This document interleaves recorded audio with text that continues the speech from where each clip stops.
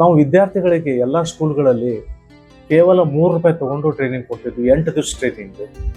ಅದಕ್ಕೆ only 3 rupees. ಅಂದ್ರೆ ಯಾರಿಗೆ ಏನಾದರೂ ಅದ್ರ ತೊಂದರೆ ಆಗ್ತಂದ್ರೆ ಅದನ್ನು ನಾವು ಸರಿಪಡಿಸಬೇಕು ಅಂದ್ರೆ ಪೊಲೀಸರಿಗೆ, ಇನ್ಸ್ಪೆಕ್ಟರ್ಗೂ ಕೂಡ ಈ ಟ್ರೈನಿಂಗ್ ಅನ್ನು ಕೊಟ್ಟಿದ್ದೀನಿ. ಸುಮಾರು 4.5 ಲಕ್ಷಕ್ಕಿಂತ ಹೆಚ್ಚು ಜನರಿಗೆ ನಾನು ಟ್ರೈನಿಂಗ್ ಅನ್ನು ಕೊಟ್ಟಿದ್ದೆ. ಇದು ಪೊಲೀಸ್ ಡಿಪಾರ್ಟ್ಮೆಂಟ್ನಾಗ ಮಾತ್ರ ಏನೂ ತಗೋತಿದ್ದಿಲ್ಲ. That was free. ಹೋಗ್ತೀವಿ ಸಂಜೆ ಕೂತ್ರು ಎಷ್ಟು ಬೇಕಷ್ಟು ಜನ ಬರ್ತಾರೆ. ಆದ್ರೆ ನಾನು ಸಾಕು, ಇಷ್ಟೇ ಸಾಕು. ಯಾಕಂದ್ರೆ ಒಂದ್ರ ತನ ಎಷ್ಟು ಬರ್ತದೆ ಅಷ್ಟು ಅಂದ್ರೆ ನಮ್ಮದು ಮನೆ ಮೇಂಟೆನೆನ್ಸು, ನಮ್ಮದು ಹೌಸ್ ಮೇಂಟೆನೆನ್ಸ್ ಸಾಕಾಗ್ತದೆ. ಇದಕ್ಕಿಂತ ಹೆಚ್ಚಿಗೆ ಬೇಡ ಅಂತಂದು ಈ ಥರದ ಒಂದು ಕೆಲಸದಿಂದ ಕೆಲವೊಂದು ಸಂದರ್ಭದೊಳಗೆ ಭಾಳ ಕನಿಷ್ಠ ಬಡತನದ ಪೇಷಂಟ್ಗಳು ಬರ್ತಿರ್ತಾರೆ. ನಮ್ಗೆ ಹೌದು, ದುಡ್ಡು ಕೊಡ್ಲಿಕ್ಕೆ ಆಗಲ್ಲ. ಅಂಥವ್ರಿಗೆ ಏನು ತಗೊಂಗೇ ಇಲ್ಲ ನಾವು. ಮೆಡಿಸಿನ್ದು ಮತ್ತು ಇದ್ರದ್ದು ಯಾವ ಥರ? ಮೆಡಿಸಿನ್ದು ಈಗ ಕೆಲವೊಂದು ನಂಬಲ್ಲಿ ನನ್ನ ಕೈಯಿಂದ ಕೊಡ್ತಾ ಇರ್ತೀನಿ. ಕೆಲವೊಂದು ಸಲ ಸ್ಯಾಂಪಲ್ಸ್ ಬರ್ತಾವಲ್ಲ, ಸ್ಯಾಂಪಲ್ಸ್ಗಳು ಕೊಡ್ತಿದ್ವಿ ಅವರಿಗೆ. ಇವತ್ತಿನವರೆಗೆ ನಾನು ಸ್ಯಾಂಪಲ್ ಒಂದೂ ಚಾರ್ಜ್ ಮಾಡಿಲ್ಲ. ಅಂದರೆ ಆ ರೊಕ್ಕ ಏನತ್ತಲ್ಲ ಅಂಥವ್ರಿಗೆ ನಾವು ಒಪ್ಪಿಲ್ಲ. ಆದರೆ ಕೆಲವೊಂದು ದಾನಿಗಳು ಬಂದರು ಅವಾಗ ನಂಬಲ್ಲಿ. ಆ ದಾನಿಗಳು ಕೂಡ ನನಗೆ ಒಂದು ಸ್ವಲ್ಪ ಸಹಾಯವನ್ನು ಮಾಡಿದರು. ಸರ್, ನಿಮ್ಮ ಕಡೆಯಿಂದ ಎಷ್ಟು ಖರ್ಚು ಮಾಡ್ಕೋತೀರಿ, ನಮ್ಮ ಕಡೆಯಿಂದ ಇಷ್ಟು ಕಾಂಟ್ರಿಬ್ಯೂಷನ್ ಕೊಡ್ತೀರಿ. ಅಂದ್ರೆ 600 ಅಂತಂದ್ರೆ 600 × 2 ರೂಪಾಯಿ 1200 ರೂಪಾಯಿ ದಿನ ಖರ್ಚಾಗ್ತಿತ್ತು ನಮ್ಗೆ. 1200 rupees. ಬಟ್ ಕೆಲವೊಂದು ದಾನಿಗಳಿದ್ರು ನೋಡಿ, ನಾನೇನು ಅವ್ರಿಗೆ ಕೇಳಲಿಲ್ಲ. ತಾವೇ ಸ್ವತಃನೇ ಒಂದು ಸರ್ ನಮ್ಮ ಕಡೆಯಿಂದ ಈ ತಿಂಗಳು ಎಷ್ಟು ಖರ್ಚಾಗ್ತಾ ನಾವು ಕೊಡ್ತೀವಿ ಅಂತ. ಅಂದ್ರೆ ಉಚಿತವಾಗಿ ಕೈ ಮತ್ತು ಕಾಲುಗಳನ್ನು ಕೊಡುವಂತಹ ವ್ಯವಸ್ಥೆ ಇದು ನಾವು ಏನಿಲ್ಲ ಗುಲ್ಬರ್ಗದಲ್ಲಿ ನಮ್ಮ ಆಸ್ಪತ್ರೆಯಲ್ಲಿ ಇದು ಪ್ರಾರಂಭ ಮಾಡಿದ್ವಿ. ವೈದ್ಯೋ ನಾರಾಯಣೋ ಹರಿ, ವೈದ್ಯೋ ನಾರಾಯಣೋ ಹರಿ. MD ಫಾರ್ಮಾಕಾಲಜಿ ಅಲ್ಲಿ ಜಾಯ್ನ್ ಆದೆ. ಅಂದರೆ MD ಮಾಡಬೇಕು ಅಂತಂದು MDನೂ 1 ವರ್ಷ ಮಾಡಿದೆ. ಆಮೇಲೆ ಅದನ್ನು ನನಗೆ ಯಾಕೋ ಸರಿ ಅನಿಸ್ಲಿಲ್ಲ. ಆವಾಗ ಅದನ್ನು ಬಿಟ್ಬಿಟ್ಟೆ. ಆಮೇಲೆ ಸ್ವಲ್ಪ ದಿವಸ ಆದಮೇಲೆ ಸೈಕ್ಯಾಟ್ರಿ ಮಾಡಿದೆ. ಆ ಸೈಕ್ಯಾಟ್ರಿ ಯಾಕೋ ನನಗೆ ಪೂರ್ತಿ ಮಾಡೋದಾಗಲಿಲ್ಲ.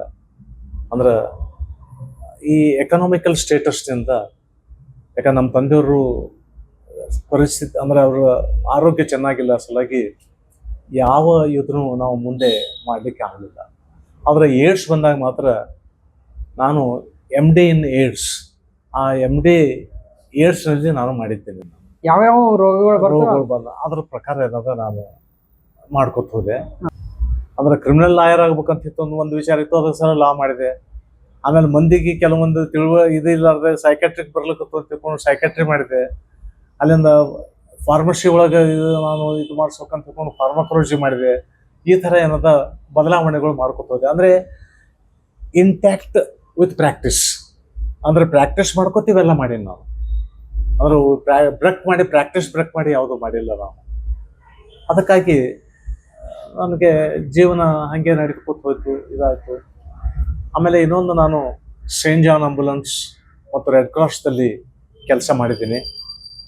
ಈ ಸೇಂಟ್ ಜಾನ್ ಆಂಬುಲೆನ್ಸಿಂದ ಪ್ರಥಮ ಚಿಕಿತ್ಸೆ ಅಂತ ಏನು ಒಂದು ಟ್ರೈನಿಂಗ್ ಕೊಡೋದು, ಆ ಟ್ರೈನಿಂಗ್ ಕೊಡ್ತಕ್ಕಂಥದ್ದು ನಾನು ಮಾಡ್ತಾಯಿದ್ದೆ. ಅಂದರೆ ಬಿಡುವಿನ ಸಮಯದಲ್ಲಿ ಈ ಟ್ರೈನಿಂಗ್ ಕೊಡೋದು. ನಾವು ವಿದ್ಯಾರ್ಥಿಗಳಿಗೆ ಎಲ್ಲ ಸ್ಕೂಲ್ಗಳಲ್ಲಿ ಕೇವಲ 3 ರೂಪಾಯಿ ತಗೊಂಡು ಟ್ರೈನಿಂಗ್ ಕೊಡ್ತಿದ್ವಿ. 8 ದಿವಸ ಟ್ರೈನಿಂಗ್. ಅದಕ್ಕೆ ಓನ್ಲಿ 3 rupees. 3 ರೂಪಾಯಿ ಒಳಗೆ 3 ರೂಪಾಯಿ ಒಳಗೆ ಟ್ರೈನಿಂಗ್ ಕೊಡ್ತಿದ್ದೆ. 8 ದಿವಸ ಟ್ರೈನಿಂಗ್. ಇದು ಈ 3 ರೂಪಾಯಿ ಯಾಕೆ ತಗೋತಿದ್ದೆ ಅಂದ್ರೆ, ಒಂದು JCS ಕ್ಲಬ್ ಅಂತ ಒಂದು ಇಲ್ಲಿತ್ತು. ಅವರು ಹೇಳಿದ್ರು, ಸರ್ ನಮ್ಮ ವಿದ್ಯಾರ್ಥಿಗಳಿಗೆ ಕಳಿಸ್ರಿ ನೀವು ಅಂತಂದಾಗ 1 ರೂಪಾಯಿ ಸರ್ಟಿಫಿಕೇಟ್ ಸಲುವಾಗಿ, 1 ರೂಪಾಯಿ JC ಮೆಂಬರ್ಗೆ, 1 ರೂಪಾಯಿ ನನಗೆ. ಅದರಾಗ 3 ರೂಪಾಯಿ ತೊಗೊಂಡಿದ್ರಾಗ ಬರೀ 1 ರೂಪಾಯಿ ಲಾಭ. 1 ರೂಪಾಯಿದಾಗ 8 ದಿವಸ ಕಲಿಸ್ತಿದ್ದೆ. ಅಂದರೆ ಈ ಥರ ನಾನು ಅನೇಕ ವಿದ್ಯಾರ್ಥಿಗಳಿಗೆ, ಕಂಡಕ್ಟರ್ಸು, ಡ್ರೈವರ್ಸು, ಇಂಥವರಿಗೆ ಈ ಪ್ರಥಮ ಚಿಕಿತ್ಸೆಯ ಅಲ್ಲಿಂದ ಈ ಗುಲ್ಬರ್ಗದಲ್ಲಿ ಏನು ಫ್ಯಾಕ್ಟ್ರಿಗಳವ, ಸಿಮೆಂಟ್ ಫ್ಯಾಕ್ಟ್ರಿ, ಶುಗರ್ ಫ್ಯಾಕ್ಟ್ರಿ, ಬೇರೆ ಬೇರೆ ಫ್ಯಾಕ್ಟ್ರಿಗಳು, ಎಲ್ಲ ಫ್ಯಾಕ್ಟ್ರಿಗಳಿಗೂ ಕೂಡ ಈ ಪ್ರಥಮ ಚಿಕಿತ್ಸೆಯ ಒಂದು ತರಬೇತಿಯನ್ನು ನಾನು 1976ರಿಂದ ನೀಡ್ಕೊತ ಬಂದಿದ್ದೀನಿ ನಾನು. ಅಂದ್ರೆ ಈ ಥರದ್ದು ಒಂದೇನೋ ಹಾಬಿ. ಅಂದರೆ ಜನರಿಗೆ ಕಲಿಸ್ಬೇಕು. ಅಂದರೆ ಯಾರಿಗೆ ಏನಾದರೂ ಅದ್ರ ತೊಂದರೆ ಆಗ್ತಂದ್ರೆ ಅದನ್ನು ನಾನು ಸರಿಪಡಿಸಬೇಕು. ಅಂದ್ರೆ ನಾ ಇರಲಿಲ್ಲ ಅಂದ್ರೂ ಕೂಡ ಅಂದ್ರೆ ಅವರು ಬೇರೆಯವರು ಕೂಡ ಇದು ಮಾಡಬಹುದು ಅಂತ ತಿಳ್ಕೊಂಡು ಈ ಒಂದು ಉದ್ದೇಶದಿಂದ ನಾನು ಮಾಡ್ತಾ ಇದ್ದೆ. ಹೀಗಾಗಿ ಅನೇಕ ಕಾಲೇಜುಗಳಲ್ಲಿ, ಗುಲ್ಬರ್ಗಾದಲ್ಲಿ, ಅನೇಕ ಇದರಲ್ಲಿ, ಇವನ್ ನಮ್ಮದು ಪೊಲೀಸ್ ಟ್ರೈನಿಂಗ್ ಇನ್ಸ್ಟಿಟ್ಯೂಟ್ ಏನದ, ಹೋದ ವರ್ಷದಿಂದ ಬಿಟ್ಟಿದ್ದೀನಿ. ಅದರ್ವೈಸ್ ಫಸ್ಟ್ ಬ್ಯಾಚ್ ಹಿಡಿದು ಅಲ್ಲಿವರೆಗೆ ಪೊಲೀಸರಿಗೆ, ಇನ್ಸ್ಪೆಕ್ಟರ್ಗೂ ಕೂಡ ಈ ಟ್ರೈನಿಂಗನ್ನು ಕೊಟ್ಟಿದ್ದೀನಿ. ಸುಮಾರು ನನಗೆ ಅನಿಸಿದ ಮಟ್ಟಿಗೆ 4.5 ಲಕ್ಷಕ್ಕಿಂತ ಹೆಚ್ಚು ಜನರಿಗೆ ನಾನು ಟ್ರೈನಿಂಗನ್ನು ಕೊಟ್ಟಿದ್ದೀನಿ. ಈ ಟ್ರೈನಿಂಗ್ ಒಳಗೆ ಏನಾದ್ರು ಚಾರ್ಜಸ್ ಮಾಡ್ತಾರೆ? ಮತ್ತೆ ಟ್ರೈನಿಂಗ್ ಒಳಗೆ ಟ್ರೈನಿಂಗ್ ಒಳಗೆ ಚಾರ್ಜಸ್ ಮಾಡ್ತೀವಿ.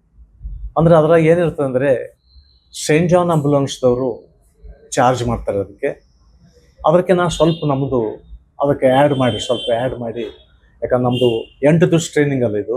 8 ದಿವಸ ಟ್ರೈನಿಂಗ್ ಸಲುವಾಗಿ ನಾವು ಸ್ವಲ್ಪ ಹಣವನ್ನು ನಾವು ತಗೋತಾ ಇದ್ದೀವಿ.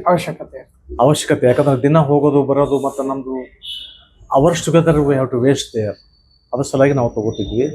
ಆದರೆ ಈ ನಮ್ಮದು ಪೊಲೀಸ್ ಡಿಪಾರ್ಟ್ಮೆಂಟ್ನಾಗ ಮಾತ್ರ ಏನೂ ತಗೋತಿದ್ದಿಲ್ಲ. ದಟ್ ವಾಸ್ ಫ್ರೀ ಹೋಗ್ತೀವಿ. ಅದರ ಸ್ಕೂಲ್ಗಳೊಳಗೆ ಶಾಲೆ ಹುಡುಗರಿಗೆ ಏನೂ ಇಲ್ಲ. ಯಾರು ಪ್ರೊಫೆಷನ್ ಮಾಡ್ತೀನಿ ಅಥವಾ ಫ್ಯಾಕ್ಟ್ರಿ ಒಳಗೆ ಕೆಲಸ ಮಾಡೋರಿದ್ರೆ ಅವ್ರ ಬಳಿ, ಯಾಕಂದ್ರೆ ಕಂಪ್ನಿಯವ್ರಿಗೂ ದುಡ್ಡು ಕೊಡ್ತಿದ್ರು ಅವರು. ಆ ಕಂಪ್ನಿಯವ್ರ ಬಳಿ ನಮ್ಮದು ಅಫಿಷಿಯಲ್ ಫೀಸ್ ಇರ್ತದೆ, ಆ ಅಫಿಷಿಯಲ್ ಫೀಸ್ ನಾವು ತೊಗೋತಿದ್ವಿ. ಅದ್ರಾಗ ನಮಗೆ ಸುಮಾರಾಗಿ ಅದ್ರಾಗ ಒಂದು 10 ರಿಂದ 20 ರೂಪಾಯಿ ಸಿಗ್ತಿತ್ತು. ಆ 10 ರೂಪಾಯಿಂದ 20 ರೂಪಾಯಿ ಸಲುವಾಗಿ ನಾವು ಏನದ ಈ ಕ್ಲಾಸ್ಗಳು ತೆಗೆದುಕೊಳ್ತೀವಿ. ಈಗ ನಮ್ಮಲ್ಲಿ ಇದ್ದದೀಗ 20 ರಿಂದ 30 ರೂಪಾಯಿ ಚಾರ್ಜು, ಇಂಜೆಕ್ಷನ್ ಕೊಟ್ಟರೆ 50 ರೂಪಾಯಿ ಸದ್ಯಕ್ಕೆ ಇದ್ದಿತ್ತು. ದಿನ 80 ರಿಂದ 90 ಪೇಷಂಟ್, ನಾವು 80 to 90 patients daily. Only 1 time practice ಮಾಡ್ತೀನಿ ನಾನು. ಯಾಕಂದ್ರೆ ಮುಂಜಾನೆ 10 ಗಂಟೆಯಿಂದ 1 ಗಂಟೆ ತನಕ ನನ್ನ ಪ್ರಾಕ್ಟೀಸ್ ಟೈಮ್. 1 ಗಂಟೆ ಆದಮೇಲೆ ಮುಚ್ಚಿಬಿಡ್ತದೆ ದವಾಖಾನೆ. ಮತ್ತು ನೆಕ್ಸ್ಟ್ ಡೇನೇ ಬರ್ತೀನಿ ನಾನು. ಈ ಥರದ ಒಂದು ಪ್ರಾಕ್ಟೀಸ್ ನಾನು. ಯಾಕಂದ್ರೆ ಸಂಜೆ ಕೂತ್ರು ಎಷ್ಟು ಬೇಕಷ್ಟು ಜನ ಬರ್ತಾರೆ. ಆದ್ರೆ ನಾನು ತಿನ್ನ ಸಾಕು, ಇಷ್ಟೇ ಸಾಕು. ಯಾಕಂದ್ರೆ 1 ತನಕ ಎಷ್ಟು ಬರ್ತದೆ ಅಷ್ಟು. ಅಂದ್ರೆ ನಮ್ಮದು ಮನೆ ಮೇಂಟೆನೆನ್ಸು, ನಮ್ಮದು ಹೌಸ್ ಮೇಂಟೆನೆನ್ಸ್ಗೆ ಸಾಕಾಗ್ತದೆ. ಇದಕ್ಕಿಂತ ಹೆಚ್ಚಿಗೆ ಬೇಡ ಅಂತಂದು ಈ ಥರದ ಒಂದು ಕೆಲಸದಿಂದ ನಾವು ಮಾಡ್ತಾಯಿದ್ವಿ. ಯಾಕೆ ಆ ಉದ್ದೇಶ? ಇದು ಹೆಚ್ಚಿಗೆ ತೊಗೊಂಡು ಏನು ಮಾಡೋದು ಅಂತ ಈ ಥರದ ಒಂದು ಬುದ್ಧಿ ಅದು ಮೊದಲಿಂದ ಸಣ್ಣವಿದ್ದಾಗಿಂದ ಬೆಳ್ಕೊಂಡು ಬಂದದ. ಯಾಕಂದ್ರೆ ಸ್ಟಾರ್ಟಿಂಗ್ದಾಗೆ ನಾನು 20 ರೂಪಾಯಿ ಆದ್ಮೇಲೆ ಮುಗಿಸ್ತಿದ್ದೆ. ನಾನು 20 ರೂಪಾಯಿ ಆದ್ಮೇಲೆ ಮಧ್ಯಾಹ್ನದಾಗ ಪ್ರಾಕ್ಟೀಸ್ ಮಾಡ್ತಿದ್ದಿಲ್ಲ ನಾನು. ಅಂದ್ರೆ ಅವತ್ತಿಂದು ಮುಗಿತು ಅಂತ ಈ ಥರದ ಒಂದೇನೋ ಒಂದು ಒಬ್ಬೊಬ್ರದ್ದು ಒಂದೊಂದು ರೀತಿಯ ಒಂದು ಮನಸ್ಸಲ್ಲ ಅಂಥ ಒಂದು ಇದು ನಂದು. ಅದಕ್ಕೇನು ಮಾಡಲಿಕ್ಕೆ ಆಗಂಗಿಲ್ಲ. ಇದಾದಮೇಲೆ ನಾವು ಒಂದು ಪ್ರಾಜೆಕ್ಟ್ ಮಾಡ್ತಾ ಇದ್ವಿ. ಅಂದ್ರೆ ಅರ್ಬನ್ ಫ್ಯಾಮಿಲಿ ವೆಲ್ಫೇರ್ ಸೆಂಟರ್ ಅಂತ, ನಗರ ಕುಟುಂಬ ಕಲ್ಯಾಣ ಕೇಂದ್ರ ಅಂತ. ಸುಮಾರು ಇದು 22 ವರ್ಷ ಕೆಲಸ ಮಾಡಿದೆ ನಾನು. ಇದೇ ತಿಂಗಳು ಅದನ್ನು ಬಿಟ್ಟಿದ್ದೀನಿ ನಾನು. ಇದೇ ತಿಂಗಳಲ್ಲಿ ನಾನು ಅದನ್ನು ಕ್ಲೋಸ್ ಮಾಡಿದ್ದೀನಿ. ಯಾಕಂದ್ರೆ ಸಾಕು, ಅಲ್ಲಿನೂ ಸಾಕು ಅಂತಿತ್ತು. ಯಾಕಂದ್ರೆ ಈಗ ನನಗೆ 80 ವರ್ಷ ಆದಮೇಲೆ ಪ್ರಾಕ್ಟೀಸ್ ಮಾಡಬಾರ್ದು ಅಂತ ನಿರ್ಧಾರ ಮಾಡಿದ್ದೀನಿ. ಅಂದ್ರೆ ಈಗ 80 ವರ್ಷ ನಿಮ್ಗೆ ವಯಸ್ಸು? ಹಾಂ, ಅಂದ್ರೆ ಅಕ್ಟೋಬರ್ದಲ್ಲಿ ಆಗ್ತದೆ.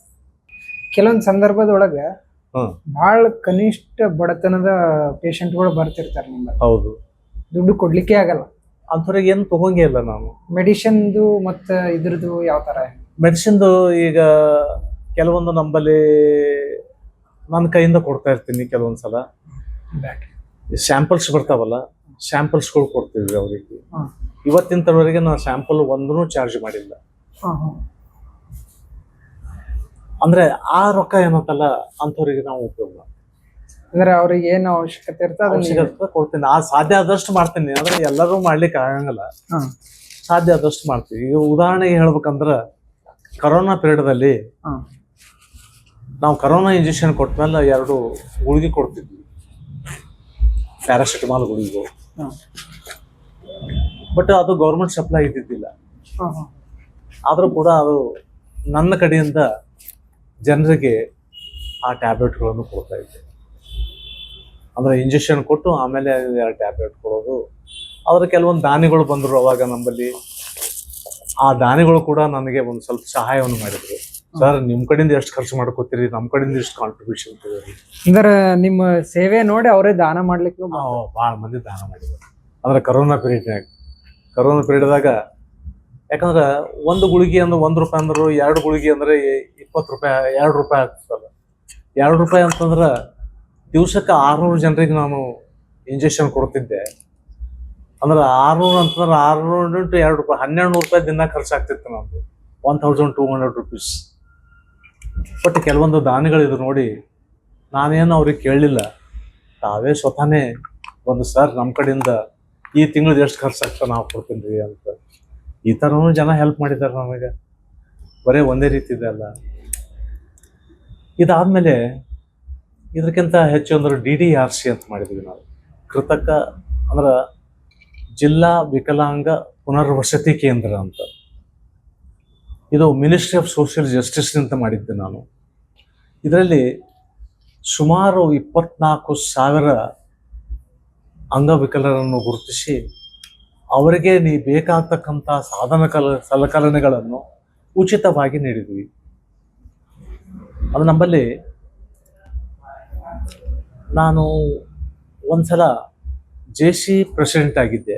JC ಕ್ಲಬ್ ಪ್ರೆಸಿಡೆಂಟ್ ಆದಾಗ ನಾವೇನು ಮಾಡ್ತಿದ್ದೀವಿ, ಕೃತಕ ಕೈ ಕಾಲುಗಳನ್ನು ಜನರಿಗೆ ಕೊಡ್ತಿದ್ದೀವಿ. JC's ಕ್ಲಬ್ ಕಡೆಯಿಂದ ಹಣದ ಸಹಾಯವನ್ನು ಮಾಡ್ತಿದ್ದೀವಿ. ಅಂದ್ರೆ ಅದು ಕ್ಲಬ್ ವತಿಯಿಂದ ಮಾಡ್ತಿದ್ದೀವಿ. ಅದು ಎಲ್ಲಿ ಜೈಪುರದಲ್ಲಿತ್ತು.